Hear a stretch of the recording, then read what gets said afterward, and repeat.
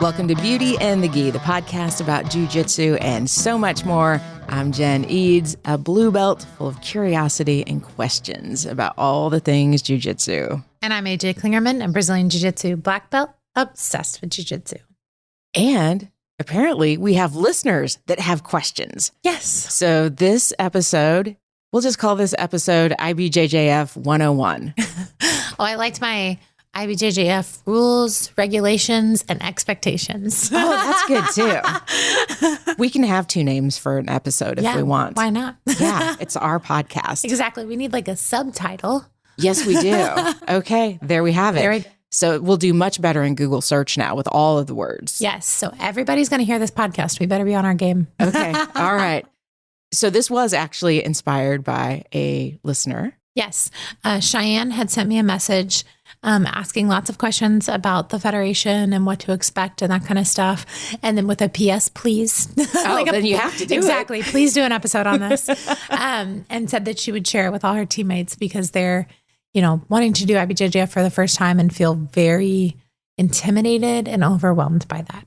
I get that. I still haven't done an IBJJF yet. So I really couldn't tell you how many I've done. I could get an idea by counting medals, but I didn't place in all of them. So I really don't know, but I've done a fair amount of them. Yeah. I would guess between 20 and 30. I should count my t-shirts. That'd be a good way to do it. There you go. Yes. You get a t-shirt at every IBJJF tournament. So it's a very expensive t-shirt, but it's very soft.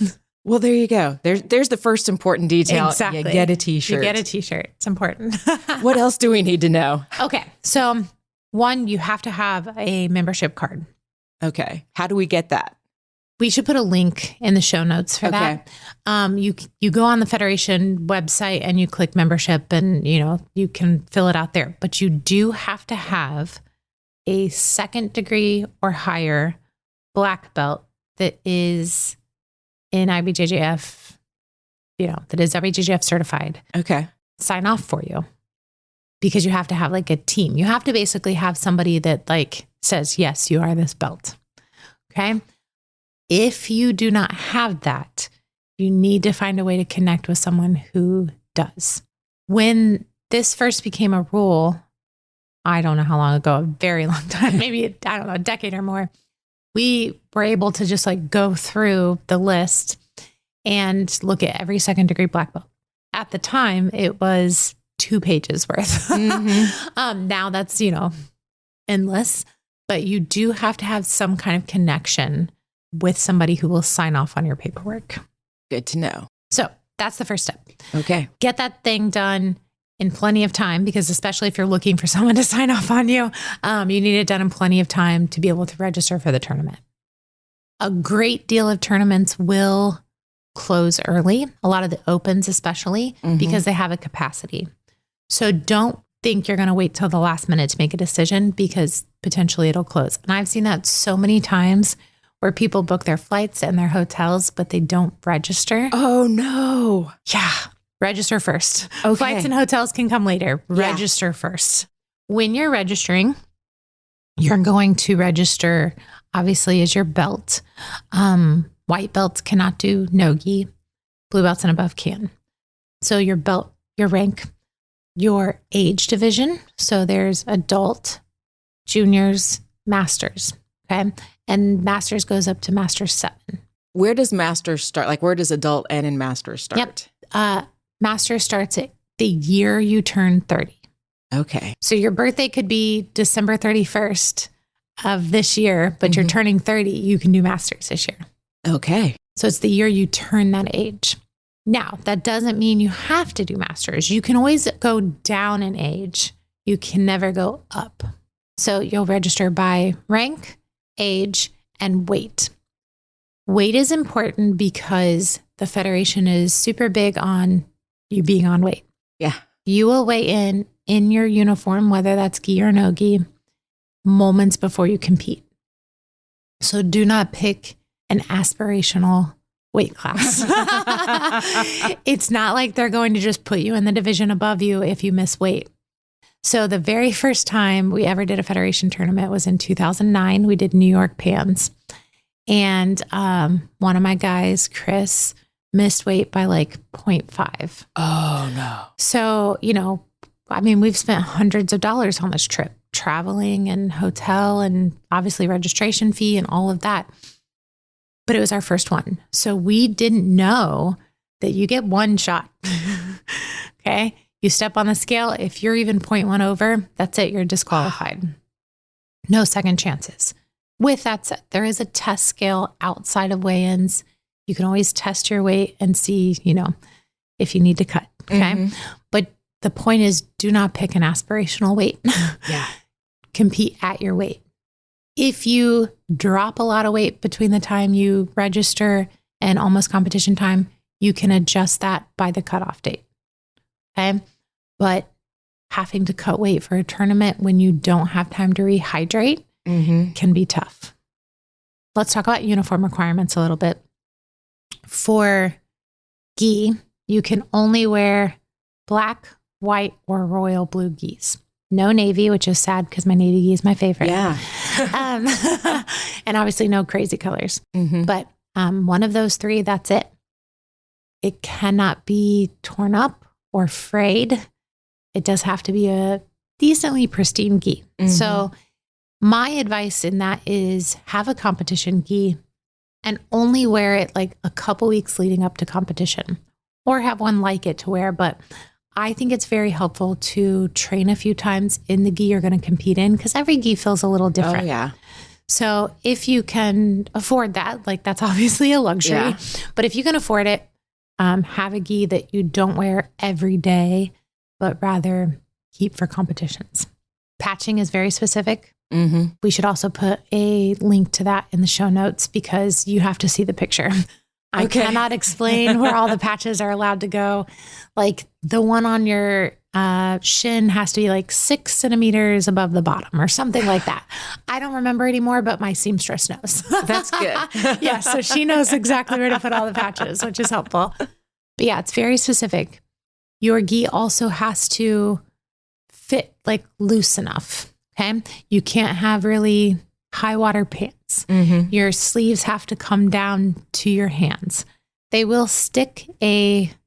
I don't know what to call it. They will stick this terrible plastic thing up your sleeve to make sure there's enough room in your gi.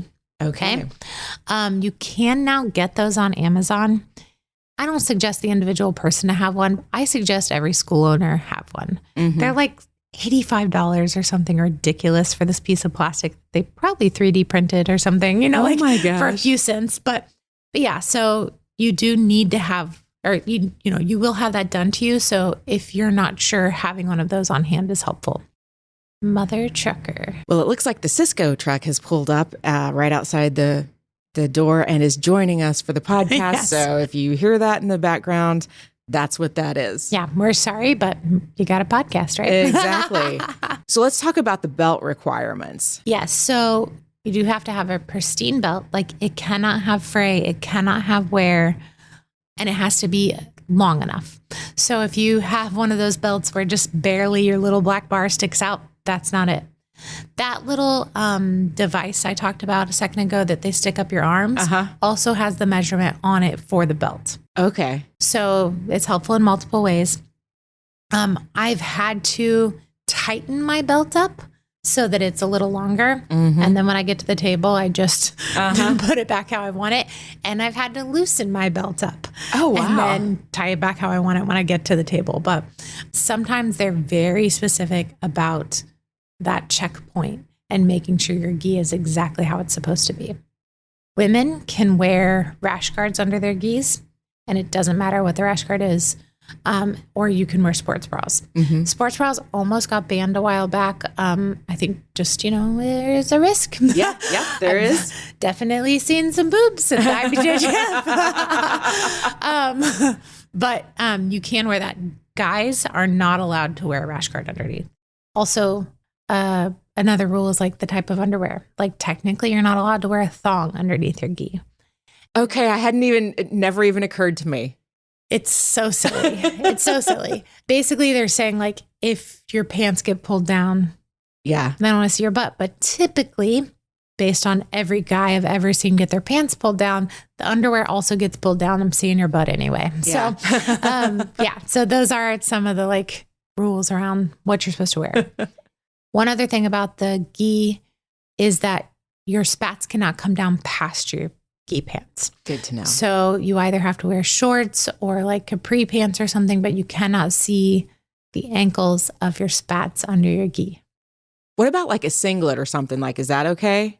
It would be okay for women, but not men. Yeah, right. Right? Yeah. Because the men can't wear rash guards, so they can't wear singlets. But yeah, absolutely. You could just wear a singlet under your gi. And for me, I think that's perfect. Mm-hmm. I don't flash anyone if they pull my pants down. Right. My rash, it's not going to come up. Like I've seen rash guards come up really high too. Like I think a singlet is the best case scenario. And I'm really sad that the guys can't wear them. Because it's typically the guys' butts I see. So, it does stink that in federation tournaments, they're not able to wear those. Mm-hmm. So no gi. No gi, you have to wear, whether that's spats or shorts or whatever, obviously like no zippers or buttons, no pockets, that kind of stuff that you're used to. They need to be black or black and your belt color. The rash guard has to be at least 10% your belt color and could be like black or white other than that, but cannot be any other colors really. Okay. I've seen guys, with a yellow logo on them, like black belts. So the rash guard's black, but they have a yellow logo. No. Oh, wow. The sad part too is I'm just going to tell IBJJF horror stories apparently. I've seen people pass check and the checkpoint people say they were fine. And then partway through their match get stopped and have to change. No. They did it to Wasim. That was one of the ones I saw. Like in the middle of the match, they're like, no, you can't wear that rash guard. Who stops a match? It's insane. And then they're like, you have 2 minutes to get back here. Yeah. So Cheyenne asked about like, what do you do about that? Right. Mm-hmm. So one, you always have 2 of everything. Yeah. Okay. I always want 2 gis, 2 rash guards, 2 pairs of spats, anything like that. I want to make sure I have 2 of everything when I go to a federation tournament. Another kind of thing to talk about is federation does not like origin gis. Really? Yeah. So, we have a lot of people that are big fans of origin gis. Yeah. Some people are able to compete in them, but I see origin gis get stopped at the check more than any other kind. Why is that?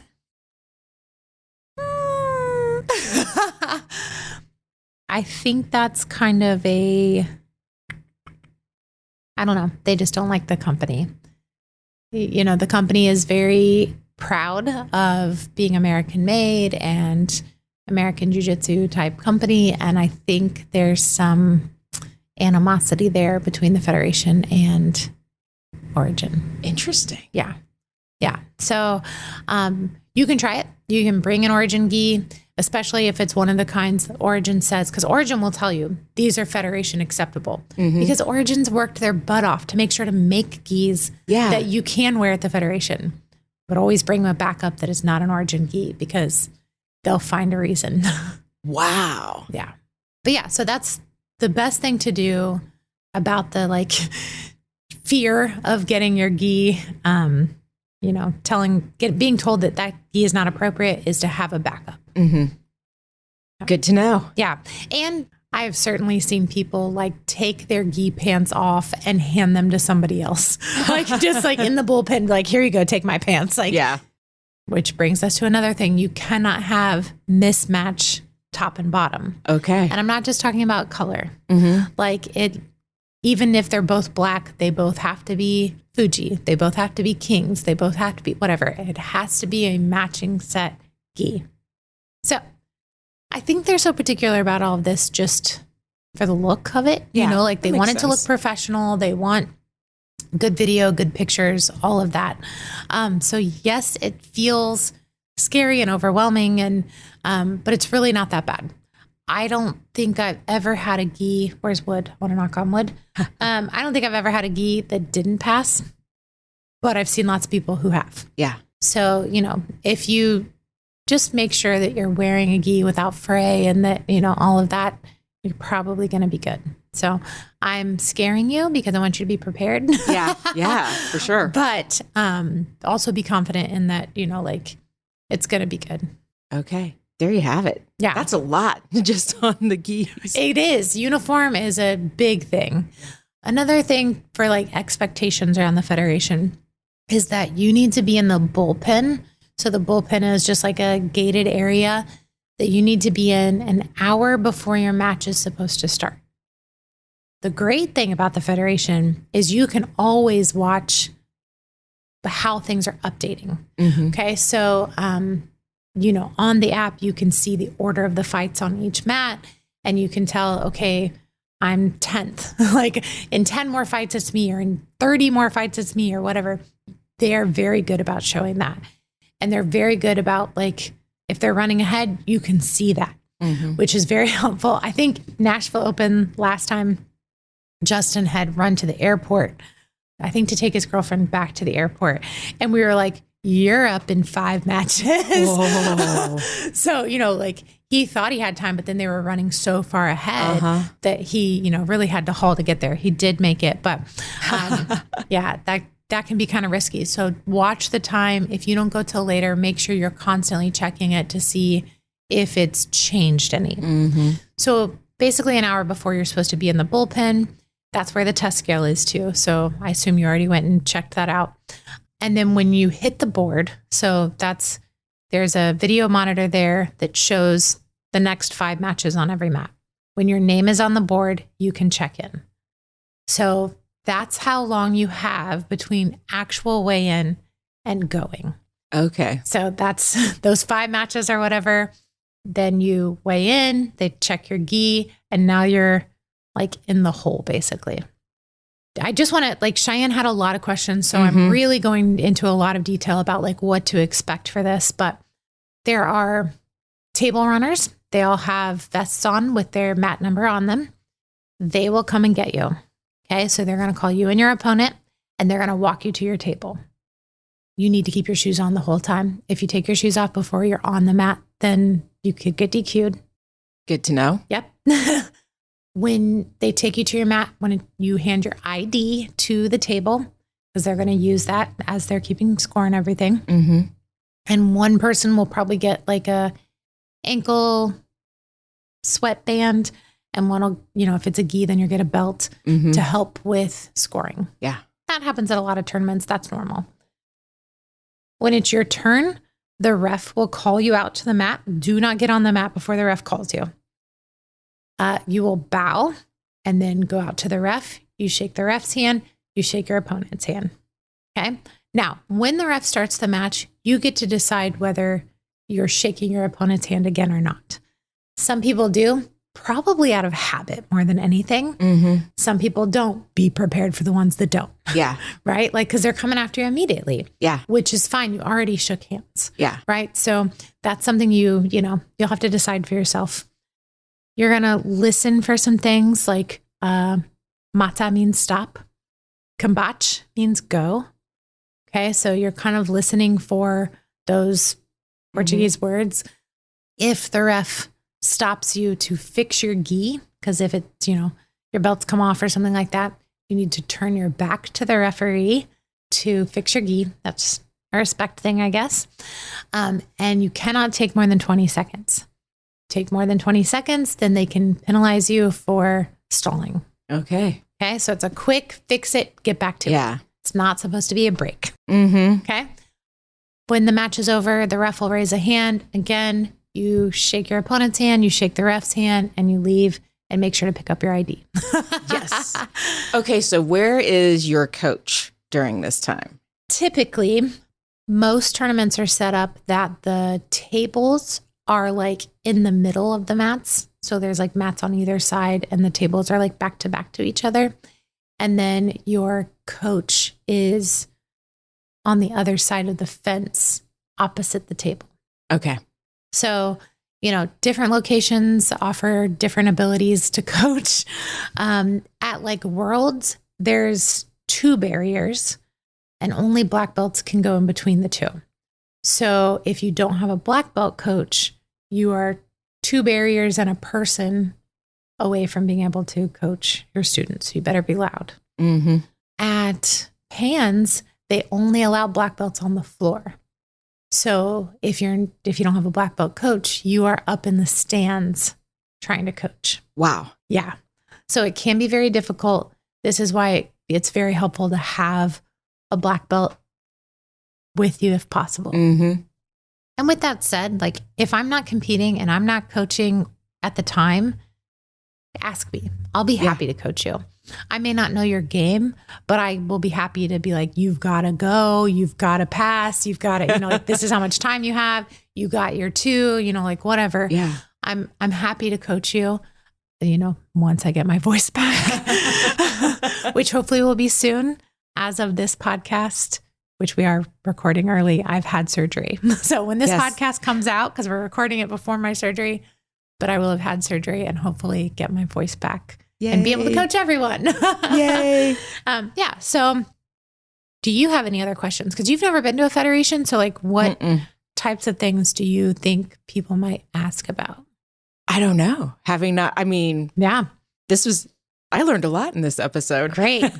One of the other things that Cheyenne asked about was flights. Oh, when do you fly in for the tournament?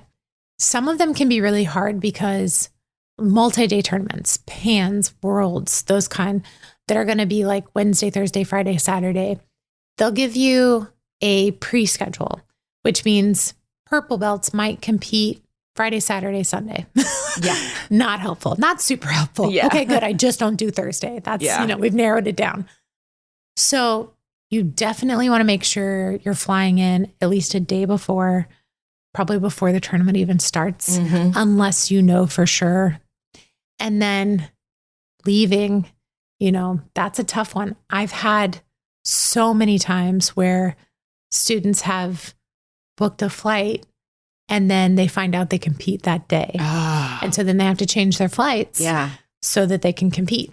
So, I know that there's some luxury to it, but like if you can go in the day before the tournament and leave the day after, or at least the night that it ends, then that'll be smart.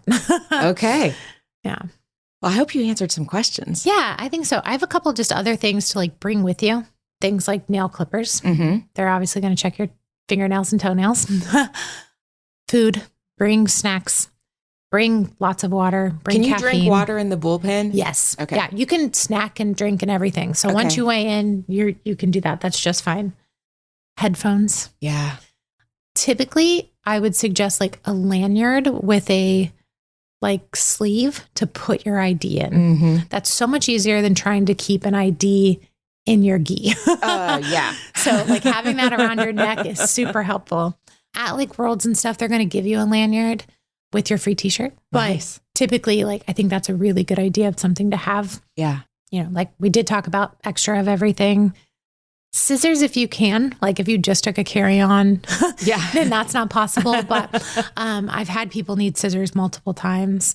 Tape, obviously, anything like that. But normal stuff you would take to a tournament, definitely. But just make sure you have like a little tournament bag with those kinds of things in there. Yeah. Sounds good. Yeah. This was helpful. Good. I'm glad. At least it was helpful to me. I hope it was helpful to everybody else that's listening. I think a lot of us have a lot of stress and anxiety about the unknown, so just kind of being able to have these questions answered, like, even though it sounds a little fearful of like how strict they are about clothing and weight and all of that, I hope knowing that helps you be prepared, which gives you confidence to go out and compete. And if you'd like to hear more about confidence, listen to the last episode that we did, all about confidence. Yeah. And if you are new to the podcast, welcome. And we have a starter pack that we made for you of some of our favorite episodes, and we'll have a link to that in the show notes. Yeah. Also, I can't help but recommend, if you are a woman that does jiu-jitsu, come to Role Model Camp. So Role Model Camp is in Indianapolis, Indiana, July 7th through the 9th. It is the largest women's only grappling camp in the world. We'll have about 250 women there, and there are less than 100 tickets left. So make sure to get registered and come join us for an absolutely life-changing, invigorating jiu-jitsu experience. It's super fun. Yeah. I think this will be my, I don't know, fourth? Fourth? Yeah, I think so. My fourth. Yeah. Yeah. It's a good time, friends. Come join us. Definitely. We would love to hear from you. If you have any follow-up questions, DM us. We are hanging out on Instagram at Beauty and the Gi Podcast. You can also find me there at Brassy Broad Jen. And I'm AJ Clearman, everywhere you go. Thanks for tuning in, and we will see you on the mat.